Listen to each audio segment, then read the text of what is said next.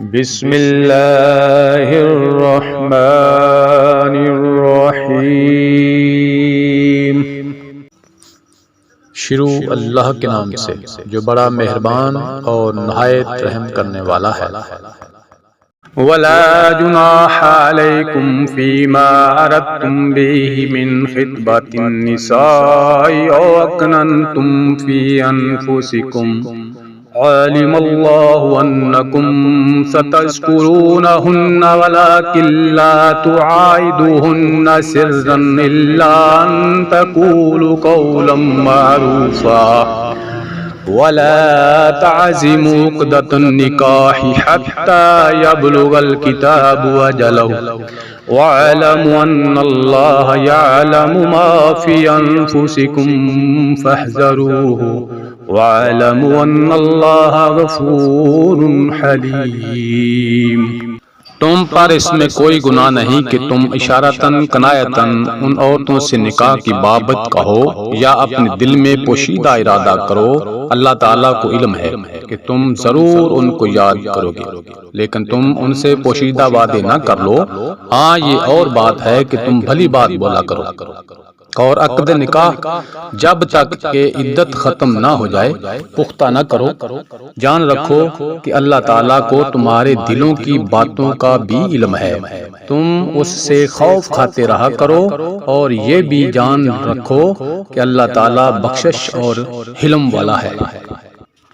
لا جناح علیکم ان طلقتم النساء ما لم تمسوهن او تفردوا لهن فریضۃ ومتعوهن للموسع قدره وللمقتر قدره متاعا بالمعروف حقا علی المحسنین۔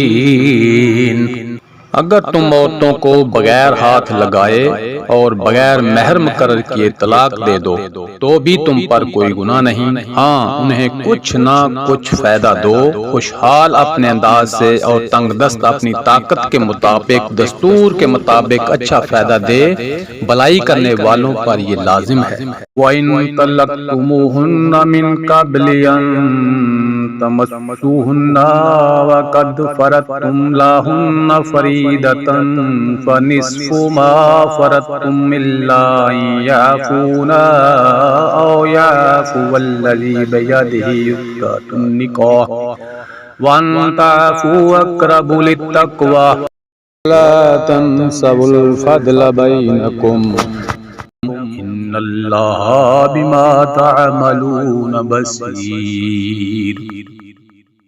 اور اگر تم عورتوں کو اس سے پہلے طلاق دے دو کہ تم نے انہیں ہاتھ نہیں لگایا ہو اور تم نے ان کا مہر بھی مقرر کر دیا ہو تو مقررہ مہر کا آدھا مہر دے دو۔ یہ اور بات ہے وہ خود معاف کر دیں یا وہ شخص معاف کر دے جس کے ہاتھ میں نکاح کی گرہ ہے۔ تمہارا معاف کر دینا تقویٰ سے بہت نزدیک ہے، اور آپس کی فضیلت اور بزرگی کو فراموش نہ کرو۔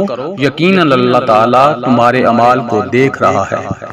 حافظوا علی الصلوات والصلوات الوسطی وقوموا للہ قانتین۔ نمازوں کی حفاظت کرو، بالخصوص درمیان والی نماز کی، اور اللہ تعالیٰ کے لیے باادب کھڑے رہا کرو۔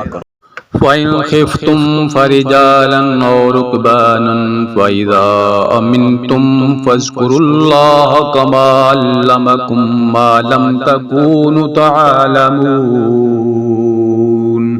اگر تمہیں خوف ہو تو پیدل ہی صحیح یا سوار ہی صحیح، ہاں جب امن ہو جائے تو اللہ کا ذکر کرو جس طرح کہ اس نے تمہیں اس بات کی تعلیم دی جسے تم نہیں جانتے تھے۔